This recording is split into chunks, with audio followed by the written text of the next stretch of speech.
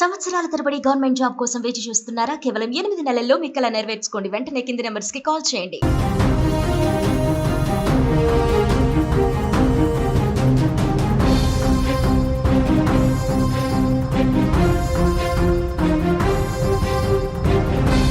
Sensational updates అందుతున్నాయి. ఉగ్రదాడిపై జరుగుతున్న విచారణలో ఇంటెలిజెన్స్ ఊహించని ఎవ్వరూ అంచనా వేయలేని నిజాన్ని బయటపెడుతోంది. కాశ్మీర్ పహల్గామ్లో జరిగిన దాడికి కుట్రలో ఇప్పుడు హమాస్ హస్తం కూడా ఉన్నట్టుగా తెలుస్తోంది. హమాస్ ఉగ్రవాద సంస్థ ఇజ్రాయిల్లో రక్తపాతాన్ని సృష్టిస్తోంది, బీభత్సాన్ని సృష్టిస్తోంది. హమాస్ నాయకులని ఇజ్రాయిల్ నేల కూల్చినప్పటికీ అక్కడ ఉగ్రవాదాన్ని ఊహించని రీతిలో ప్రోత్సహిస్తున్నట్టుగా తెలుస్తుంది. మొత్తానికి కశ్మీర్లో అమాయకులపైన 26 మంది అమాయకమైన టూరిస్టులపైన కాల్పులు జరిపిన ఉగ్రవాదులకు ట్రైనింగ్ ఇచ్చింది హమాస్ అని ఇప్పుడు బయటపడుతుంది. ఇది పాక్ ఆక్రమిత పీఓకేలో పాక్ ఆక్రమిత కాశ్మీర్లోనే ఈ ట్రైనింగ్ జరిగినట్టుగా తెలుస్తుంది. తాజాగా ఎవరైతే హఫీజ్ సయీద్ ఎవరైతే లష్కరే తోబా అధ్యక్షుడు ఉన్నాడో అతనితో పీఓకేలో హమాస్ కీలక నాయకులు సమావేశమైన వీడియోలు తెరపైకి వస్తున్నాయి. ఆ హమాస్కి భారీ ఎత్తున పీఓకేలో హమాస్ నాయకులు వచ్చేటప్పుడు అక్కడ ఉగ్రవాద సంస్థలు ఉగ్రవాదులందరూ భారీ ఎత్తున ర్యాలీ తీసినట్టుగా కొన్ని వీడియోలు తెరపైకి వస్తున్నాయి. ఇవి పీఓకేలో జరిగినట్టుగా తెలుస్తుంది. ఈ మధ్య కాలంలో కొద్ది రోజుల క్రితమే, అంటే ఎప్పుడైతే పహల్గామ్ దాడికి కొన్ని రోజుల ముందే ఈ సమావేశం జరిగినట్టుగా తెలుస్తుంది. మనం విజువల్స్లో చాలా స్పష్టంగా చూడొచ్చు. హమాస్కు సంబంధించిన జెండాలు కనిపిస్తున్నాయి. కొందరు ఉగ్రవాదులు బుల్లెట్ల పైన ర్యాలీగా వస్తున్నారు, మరికొందరు ఉగ్రవాదులు గుర్రాల పైన వస్తున్నారు. ఇందులో చాలా స్పష్టంగా హమాస్ జెండాని ఇక్కడ పాకిస్తాన్లో తిష్టవేసిన అనేక ఉగ్రవాద సంస్థల జెండాలతో పాటు 3 రంగులు అంటే బ్లాక్, వైట్, గ్రీన్తో కనిపిస్తున్న ఈ 4 రంగులతో కనిపిస్తున్న జెండా హమాస్కు సంబంధించిన జెండా. ఈ జెండాలతో మనకు విజువల్ స్క్రీన్ పైన చూస్తున్నాం. అంటే హమాస్ చాలా విచిత్రమైన దాడులకు పాల్పడింది ఇజ్రాయెల్లో. అక్టోబర్ 7, 2024 టెల్ అవీవ్లో అక్కడ ఆ సంస్థ 1 ఇయర్ సెలబ్రేషన్ జరుగుతున్న టైంలో హమాస్ దాడికి పాల్పడింది. ఈ మెరుపు దాడిలో హమాస్ చేసిన ఈ మెరుపు దాడిలో దాదాపు 1200 మంది అమాయకులు ప్రాణాలు కోల్పోయాడు. అందరూ సెలబ్రేషన్ మూడ్లో ఉన్నప్పుడు హమాస్ విరుచుకుపడింది. ఆ బాంబులతో తుపాకులతో విరుచుకుపడింది. ఈ కాల్పుల్లో 1200 మంది అక్కడ నేల కొరిగారు. 250 మందిని బందీలుగా పట్టుకుంది హమాస్. అంటే కేవలం ఇజ్రాయిల్లో ఉన్న ఇజ్రాయిల్ పౌరులను టార్గెట్ చేసుకొని హమాస్ ఈ దాడికి పాల్పడినట్టుగా అప్పట్లో వార్తలు తెరపైకి వచ్చినాయి. అట్లాగే విచారణ ఇంకా దానిపైన కొనసాగుతున్నది. ఇజ్రాయెల్ రాయబారి చాలా స్పష్టంగా హమాస్కి పాకిస్తాన్లో తిష్టవేసి ఉన్న లష్కరే తోయబాకి సంబంధాలు ఉన్నట్టుగా ఇజ్రాయెల్ రాయబారి కూడా కొన్ని కీలకమైన వ్యాఖ్యలు చేశారు. ఈ నేపథ్యంలో కశ్మీర్ దాడుల వెనుక హమాస్ హస్తం కూడా ఉన్నట్టుగా మనకు అర్థమవుతుంది.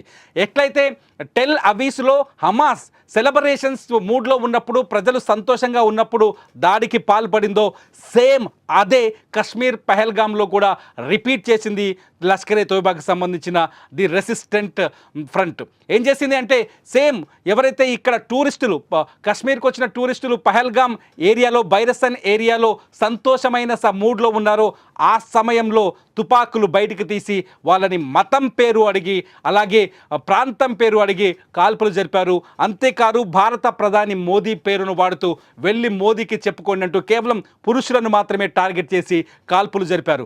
26 మంది అమాయకులు ఎటువంటి యుద్ధానికి కానీ ప్రభుత్వానికి కానీ ఎటువంటి తిరగబడలేని నిస్సహాయులపైన కాల్పులు జరిపారు ఉగ్రవాదులు. మొత్తం ఈ ఆపరేషన్లో 4 కీలకంగా పనిచేసినట్టుగా తెలుస్తుంది. ఆ 4 ఉగ్రవాదులకు సంబంధించిన డీటెయిల్స్ని పోలీసులు ఇప్పటికే చేతిలో పెట్టుకున్నారు.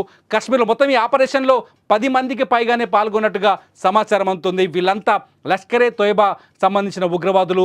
పీఓకేలో వీళ్ళంతా ట్రైన్ అయినట్టుగా తెలుస్తుంది. హమాస్ నుంచి దిగుమతి చేసుకున్న టెక్నాలజీని వాడుకున్నట్టుగా తెలుస్తుంది.